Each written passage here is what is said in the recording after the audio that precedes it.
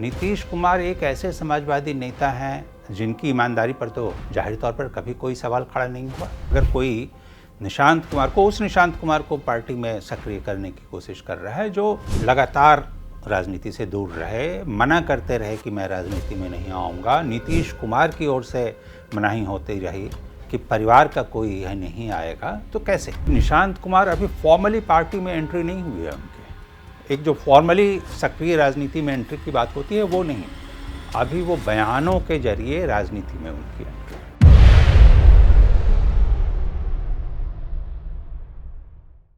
नमस्ते, स्वागत है आपका हमारे कार्यक्रम बेबाक विद आशुतोष झा में।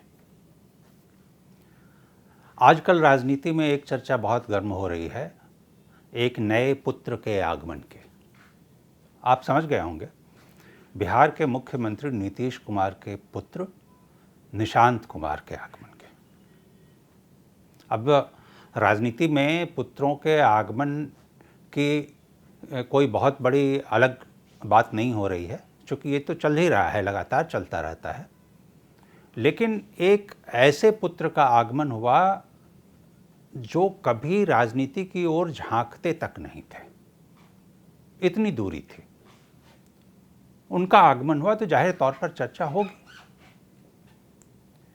अब बात क्या है कि सवाल ये उठ रहे हैं कि आखिर कौन है जो निशांत कुमार को सक्रिय करना चाह रहे हैं, या यूं कहें कि सक्रिय कर रहे हैं राजनीति में। क्या नीतीश कुमार की ओर से इशारा हुआ, उसके बाद निशांत का आगमन हुआ, या एक बारगी निशांत कुमार के मन में ही राजनीति का कीड़ा जग गया? निशांत के कंधे पर बंदूक किसकी है और निशाना किस पर लगाया जा रहा है? निशांत के आगमन से सीधे तौर पर किसे किसे लाभ मिलेगा, कौन परोक्ष रूप से लाभान्वित होगा, क्या है? इस तरीके के कई सवाल हैं जो अभी लगातार चल रहा है, और इसीलिए हमने कहा कि चलिए आपसे इसी मुद्दे पर चर्चा करेंगे। अब देखिए, कुछ सवालों से धीरे धीरे पर्दा हटता जा रहा है, लेकिन अभी भी निशांत कुमार एक पहेली बने हुए हैं। अब थोड़ा सा आप समझने की कोशिश कीजिए कि नीतीश कुमार एक ऐसे समाजवादी नेता हैं जिनकी ईमानदारी पर तो जाहिर तौर पर कभी कोई सवाल खड़ा नहीं हुआ। इतने लंबे समय से राजनीति में हैं, 20 साल से तो मुख्यमंत्री हैं वहाँ। लेकिन वो लगातार परिवारवाद से न सिर्फ दूर ही रहे बल्कि विरोध भी करते रहे। हालांकि उनके ऐसे कई साथी हैं समाजवादी, लालू यादव, मुलायम सिंह यादव और भी कई, जिन पर ये सारी चीज़ें आए, परिवारवाद का भी इशू मुद्दा आया और बाकी जो दूसरे मुद्दे खड़े हुए वो भी। तो जाहिर तौर पर नीतीश कुमार उन समाजवादियों के बीच एक अलग चेहरा था और वो एक अलग तरीके की राजनीति कर रहे थे, और इसीलिए जब निशांत कुमार का यहाँ आगमन हुआ तो चर्चा ज़्यादा हो रही। अब बात जाहिर तौर पर होगी कि कौन ला रहा है। तो ये माना जा रहा है कि भाई निशांत कुमार को सक्रिय करने में नालंदा लॉबी, नालंदा यानी नीतीश कुमार का होम टफ, वो जब संसद में भी आते थे तो वहाँ से, जब वो विधानसभा की भी जब राजनीति उन्होंने की लड़ते रहे तो वहीं हरनौत से वो लड़ते रहे। तो ये वो नालंदा लॉबी, उनका परिवार रहता है वहाँ, वो जुड़े हुए हैं वहाँ से।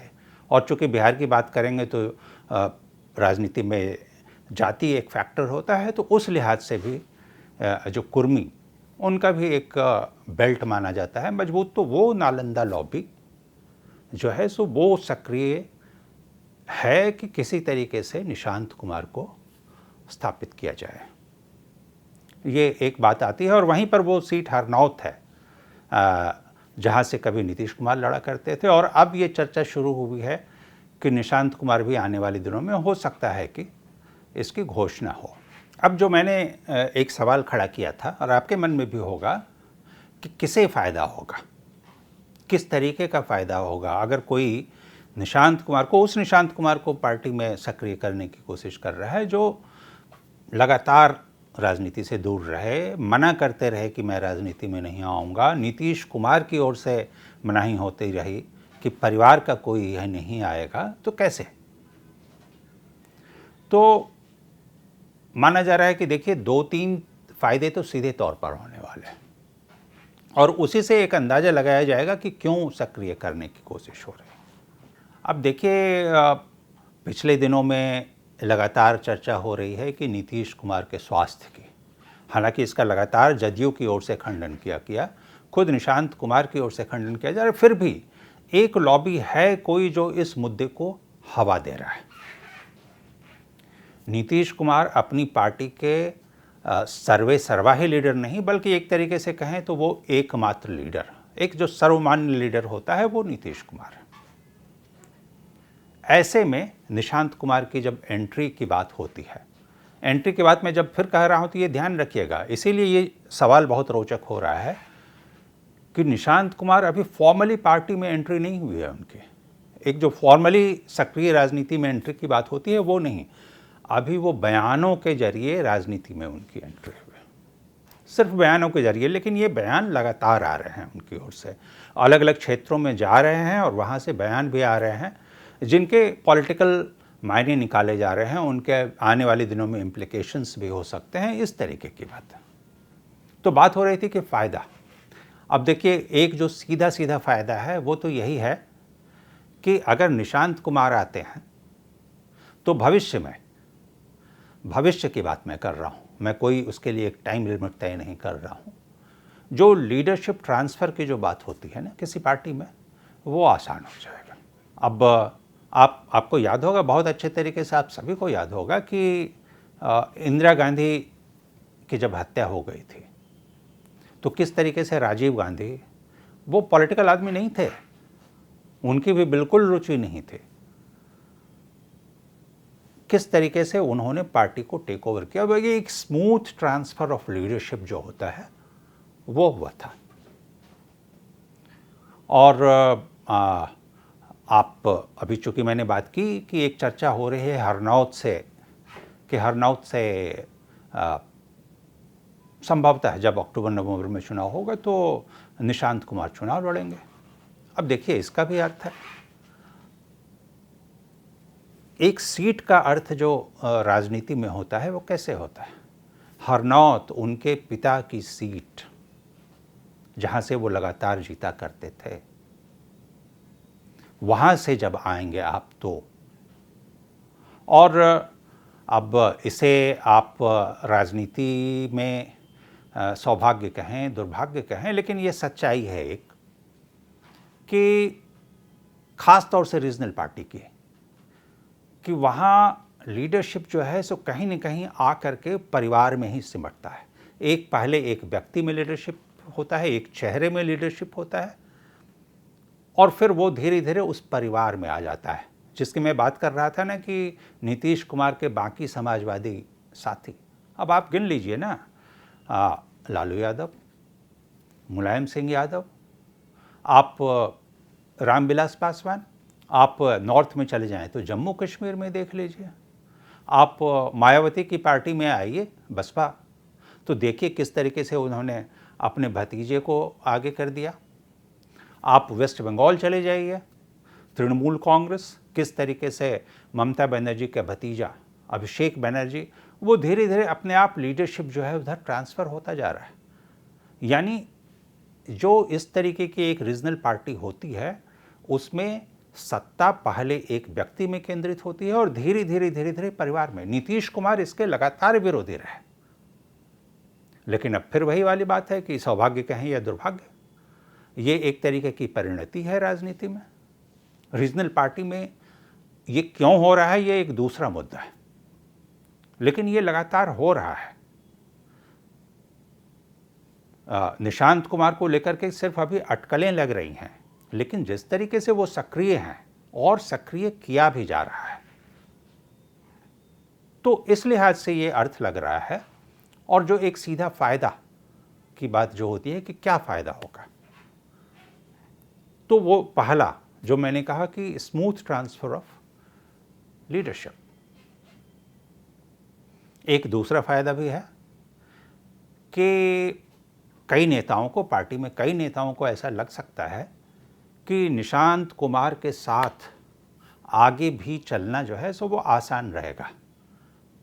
जो जहाँ हैं लगभग उसी आसपास मौजूद रहेंगे, बरकरार रहेंगे, उनकी शक्तियाँ लगभग उतनी ही रहेंगी। क्यों? क्योंकि जाहिर तौर पर निशांत कुमार वही कोशिश करेंगे कि जो उनके पिता ने लकीर एक खींची है उस लकीर को कैसे आगे लेकर के चलें। अब ये सब आगे की बातें हैं, लेकिन ये सारे सवाल हैं और सवाल चुकी हैं, इसीलिए हम लोग चर्चा कर रहे हैं इस पर। अच्छा, पार्टी में कुछ ऐसे भी लोग हैं जो चाहते हैं कि निशांत कुमार के जरिए सब कुछ बदला जाए। जो मैंने आपसे बात कही कि निशांत के कंधे पे बंदूक किसकी है और निशाना कौन है। अब इसमें कुछ पार्टी के अंदर के भी लोग हैं, कुछ परिवार के अंदर के लोग भी। परिवार में भी देखिए, परिवार के अंदर भी ऐसे लोग हो सकते हैं, क्योंकि नीतीश ने कभी भी अपनी राजनीति में परिवार को हावी नहीं होने दिया। तो अब हो सकता है कि वो परिवार के वो लोग चाह रहे हों कि किसी तरीके से हमारी भी धीरे धीरे राजनीति में एक धमक बने। हो सकता है वो पुश कर रहे हों, बंदूक वो चलाने की कोशिश कर रहे हों। और कुछ बाहरी लोग भी हैं, कुछ बाहरी लोग भी हैं। अब देखिए, बहुत ही रोचक है, आपने राजद के जो लीडर हैं तेजस्वी यादव, उनका बयान सुना होगा पिछले 2-3 दिनों में। लगातार वो बोल रहे हैं कि निशांत कुमार को सक्रिय होना चाहिए। वो ये भी लगातार बोल रहे हैं कि भाई शरद यादव की पार्टी जदयू। अब ये देखिए, जदयू का जब गठन हुआ तो वो शरद यादव के साथ साथ नीतीश कुमार दोनों ही थे सामने, फिर भी वो बार बार शरद यादव बोल रहे हैं। क्या इसका कोई अर्थ नहीं है? इसका भी अर्थ है। आप देखिए कि राजनीति से रिटायरमेंट तक अब तो शरद जी रहे नहीं, वो राजद के नज़दीक हो चुके थे। तेजस्वी वहाँ से भी कोई मैसेज देने की कोशिश कर रहे होंगे, हो सकता है निशाना कुछ साधने की कोशिश कर रहे हों। अब तेजस्वी कभी नीतीश कुमार को चाचा कहा करते थे, आज के दिन निशांत कुमार भी लालू यादव को चाचा बोलते हैं, तेजस्वी को भाई बोलते हैं। अच्छी बात है, ये सारे पुराने एक दूसरे को जानने वाले हैं, एक साथ मूव करते रहें, इसीलिए ये तो बहुत अच्छी बात है। लेकिन राजनीति में हर चीज़ का एक अर्थ होता है। जंगल राज, चूंकि चुनाव आ रहा है अभी अगले 7-8 महीनों में, फिर से जंगल राज की याद दिलाने की कोशिश हो रही है एनडीए की ओर से। नीतीश कुमार खुद बार बार याद दिलाते हैं कि लालू यादव के राज में क्या जंगल राज था। निशांत कुमार अभी बहुत संभल कर बोल रहे हैं, बहुत संभल कर बोल रहे हैं। वो बोलते हैं कि हाँ, कुछ कानून व्यवस्था की समस्याएं तो थी उनके टाइम में। नरेंद्र मोदी की तारीफ करते हैं, लेकिन वो उतने कटु होकर राजद की आलोचना नहीं कर रहे हैं। वो अभी फूंक फूंक कर कदम रख रहे हैं। एक तरीके से उन्होंने ओपन छोड़ा हुआ है। इसीलिए मैंने बात जो की कि वो अभी भी एक पहेली हैं और हर कोई साधना चाह रहा है। अब फाइनली कौन इसमें सफल होगा? क्योंकि देखिए, माना जा रहा है कि निशांत की एक फॉर्मल एंट्री हो जाएगी। वो इसलिए क्योंकि जदयू, पटना में जो जदयू का कार्यालय है उसके बाहर निशांत कुमार का बड़ा सा पोस्टर है कि आइए निशांत कुमार। ये कभी जदयू में हुआ नहीं, ऐसा हो नहीं सकता था। निशांत कुमार वो बोल रहे हैं जो जदयू की ओर से अभी कोई बड़े दूसरे नेता जो हैं, जो स्थापित नेता पार्टी के रहे हैं, जो बड़े चेहरे रहे हैं नीतीश कुमार के बाद, उनकी ओर से ये बयान नहीं आ रहा है कि आप भाई घोषणा कर दीजिए नीतीश कुमार का कि आने वाले चुनाव में नीतीश कुमार ही मुख्यमंत्री होंगे। लेकिन निशांत कुमार बार बार याद दिला रहे हैं। तो ये सारी चीज़ें हैं जिसमें ये सवाल खड़े हो रहे हैं कि निशांत कुमार के जरिए आखिर क्या साधने की कोशिश हो रही है।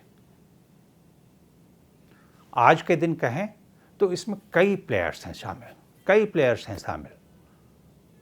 ये भी आप कह सकते हैं कि नीतीश कुमार की भी मौन स्वीकृति है, क्योंकि उनके चाहे बिना जदयू के कार्यालय के बाहर इतना बड़ा पोस्टर लग ही नहीं सकता था, और बरकरार तो बिल्कुल नहीं। तो जाहिर तौर पर वो भी चाहते हैं कि ठीक है अब एंट्री हो, और इसमें कोई बुराई नहीं है, इसमें कोई बुराई नहीं है। अगर निशांत कुमार में क्षमता होगी तो वो पार्टी को लेकर के आगे जाएंगे।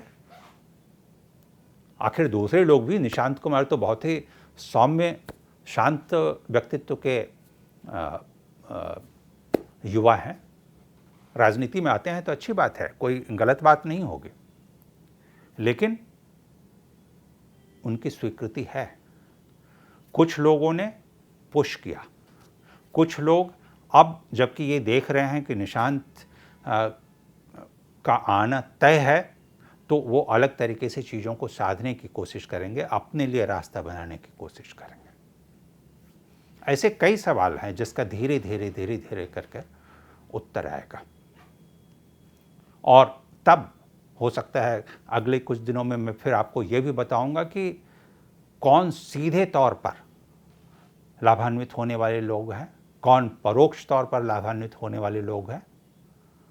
किसे लगता है कि शायद निशांत कुमार एक सौम्यशील व्यक्तित्व का एक लड़का, एक युवा निशांत कुमार उनके लिए खतरा भी पैदा कर सकता है। ऐसे भी कुछ चीज़ें होंगी, राजनीति में सब कुछ संभव है। तो इन सारे विषय पर हम चर्चा करेंगे। आज आप हमारे साथ जुड़े, इसके लिए आपका बहुत बहुत धन्यवाद।